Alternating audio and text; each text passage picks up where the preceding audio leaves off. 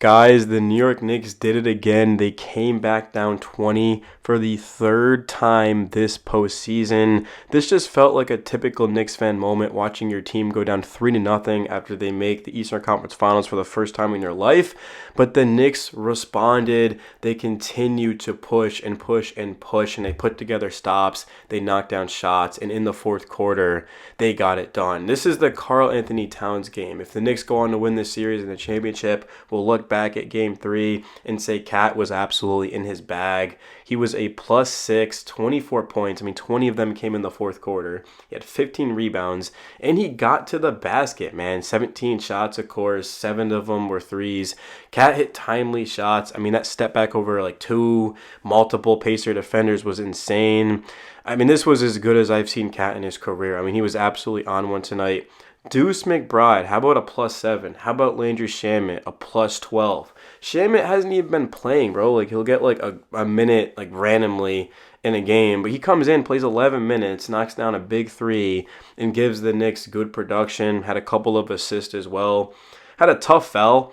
That was actually, it wasn't called on Shamet. I thought it was on Shamet, but yeah, he was going up against Siakam. I mean, the Knicks were just putting together elite defensive stretches during that run. It was awesome to see. DeLon Wright, 13 minutes. I mean, why haven't Shamet and Wright played all playoffs, man? They should have been in the rotation. The Knicks would be a lot more fresh, and they'd just be a more balanced team. Tibbs is making adjustments, though. It's coming in the Eastern Conference Finals. I get that, but he's making adjustments, and the Knicks have a chance. Like, they can do this, bro. Don't let us get game 3, what I said, and the Knicks did it. But can they win 3 more games? That's going to be the thing. Josh Hart, unbelievable, 10 rebounds and 34 minutes off of the bench. It's funny because Hart comes off the bench, but he still logs 34 minutes. I actually liked how the Knicks went with Mitch, though. They started the game, and he just immediately made an impact rebounding. Mitch is a cheat code. Put him with Cat, he's even more of a cheat code because you get Cat's elite offense, you get Mitch's elite defense, you put them together. Like Tibbs, again, Tibbs should have made these adjustments a long time ago, but at least he's making them. And then I'm looking at Deuce McBride again, man, just the defense, the effort, the hustle. You look at his stats, he has a steal, 9 points, 3 foul. He doesn't look great, but I mean, anyone who watched this game knows that Deuce was an absolute stud. Jalen Brunson was not great. He committed 5 fouls. He had silly turnovers. Should have had probably 2 or 3 more turnovers. He got lucky. Brunson looked off, looked rattled. I don't know why. I do know why. The Pacers are picking him up full court. They've got multiple guys to throw at him. Brunson's 6'2", as elite as he is, he's 6'2", and they're throwing 6'7" guys on him. TJ McConnell's trying to get in his head. But Brunson, of course, down the stretch, hit that crazy floater, and he just got it done. He knocked down the free throws. He finished 10 of 10. Brunson, not his best game, but again, a bad Brunson game is 23 with 10 of 10 from the free throw line. So all that matters is he got it done in the clutch. Like, nothing else matters. Like, the Knicks won. Move on. Be better. Mitchell Robinson had 3 offensive rebounds, 6 rebounds. Mitch statistically nothing crazy, but his presence was felt. He set elite screens all night, and he just gave the Knicks opportunities. He's just a huge body out there to be able to box out, and he also is very good at switching on Halliburton and Siakam. Like, nobody wants to have Mitchell Robinson guarding them. Like, there isn't a single player in basketball that would want Mitchell Robinson guarding them, and that's very rare for a 7-footer to feel comfortable switching onto a guard. Mitch does it as good as anyone. And I'm looking at Karl-Anthony Towns. I mean, this was one of the best games in Knicks franchise history. Like, I don't care what anyone has to say. Cat was absolutely phenomenal. He put the team on his back. I called out Cat. I said in my last video, he better show up in game 3 or I'd want him to be traded. Kind of harsh, probably, but he got it done. I mean, all of a sudden, Cat goes from unplayable bench to game 2 to like literally an MVP type of player in game 3. Like, Pacers are an elite defensive team, and Cat was just having none of it. So looking at Mikal Bridges, he didn't shoot the ball well. He was 6 of 18, but I thought Mikal had a couple of timely buckets. He played good defense.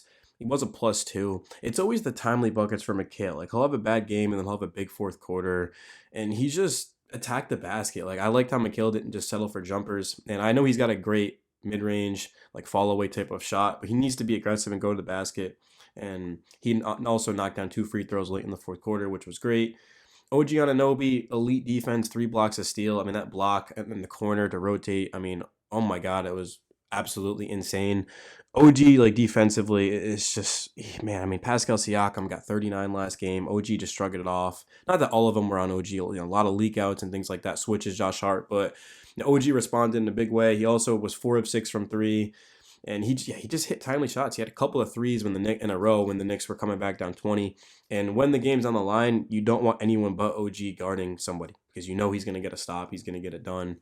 And of course, you've got OG, Mikal, and Mitch out there. Good luck. I mean, and then Hart and like it's too much in Deuce. I mean, there's just way too much versatility for offensive players to have to deal with. That's why the Knicks just need to be in a close game down the stretch. I get game one, fine, you got me, but I'm just saying, like if the Knicks are winning, especially if they're winning, but if the Knicks are just tied, like down 2, down 4, like you feel really good about that game. Once we got to the stretch, I'm thinking like the Knicks are winning this game. There's no doubt in my mind. They knew they had to win it. And the Knicks just need to continue to do exactly what they did tonight, at least in the fourth quarter. Now, the third quarter I thought was actually pretty good. It wasn't amazing. But I mean, the second quarter was as bad of a quarter as we've had all season. I mean, I'm surprised it was only 28-19. It felt like it was like 38-19. I mean, that was just absolutely pathetic. I thought there was a couple of blown calls, but the Knicks, it just got to their head, and it was an avalanche. I mean, the fact the Knicks came back shows me they can win the championship. Like, if you don't think the Knicks can come back and win the series, or you don't think they are going to come back after what you saw tonight, I don't know how. Like, game one will never probably happen again in Knicks history. I mean, the deficit like that the Pacers had to overcome, I mean, down 9 with like 50 seconds. Game 2, Pacers were just flat out better in my opinion. But like the Knicks are not up 2-1. I get that. They probably should be. They should be. But again, like there's still going to be game, of course, 5 or game 4. I'm ahead of myself. Game 4, game 5, game 6, game 7. Like, there's still plenty of games left, bro. Like the Knicks are going to be going into past next weekend. Like if the series continues, I mean, hopefully for Knicks fans' sake, because that means that they would have a game 7. That's kind of the best case scenario right now. But there's really just not much to say. Like we'll look at the film, we'll talk about the comeback, but there's nothing to be excited about. Like I'm not even smiling. Like you guys probably can tell my tone's a little bit different from like when we beat Boston, but like I mean, who the hell cares? Like you're down 2-1, job's not finished. The Knicks just. I'm impressed that they came back, but they also were down 20. Like, if you come back from 20, you were down 20. So you'd have to be better than that. But it's a start, man. But the Knicks, I mean, they made a lot of adjustments. Of course, going to the bench, going deeper, starting Mitch. And Josh Hart took it personal. I saw a ton of Knicks fans giving him crap on Twitter because he was playing MLB The Show last night. But look how Hart responded. 10 rebounds, 3 offensive, and some of the biggest rebounds of the season for the Knicks. He stepped up big, and he knocked down 6 free throws, 2 of them at the end of this game. I mean, and OG missed a free throw in game 1, and Cat missed a free throw, and it resulted in us losing. So you got to knock down your free throws. The Knicks go 27 of 30. Mitchell Robinson, how about that? Doesn't take a single free throw. You love to see it. But man, I'm like, it's funny because I just said like I don't care, but then like all of a sudden for some reason I'm fired up. I don't know how that even makes sense, but like I'm happy that the Knicks didn't lose because they're not down 3-0. But like the job is so far from finished. Like guys, there's going to be 4 more games. There's going to be a game 4, 5, 6, and a 7. I mean, again, hopefully if the series goes to 7, it's at MSG. Like I think any Knicks fan would kind of take that right now. So the Knicks just need to continue to look at the film and the tape and learn from this. But yeah, this was a stunner, man. I mean, game 1 absolutely was more of a stunner, but I mean, down 20 on the road, I feel like most Knicks teams would have just been like, all right, like our season's over. I tweeted out the season's over. I'm not going to delete that tweet because like I tweeted it, I'll own up to it. I thought the Knicks were cooked. I mean, they just had absolutely nothing in that second quarter during that. It was like 11-0 quick run after the call had been overturned. Should have been Cat going to the free throw line, and then it was a Cat foul, and now he was in foul trouble. So, yeah, the story of this video, though, is that you never give up. You have to continue to fight. And the Knicks have now come back down 20 for the third time.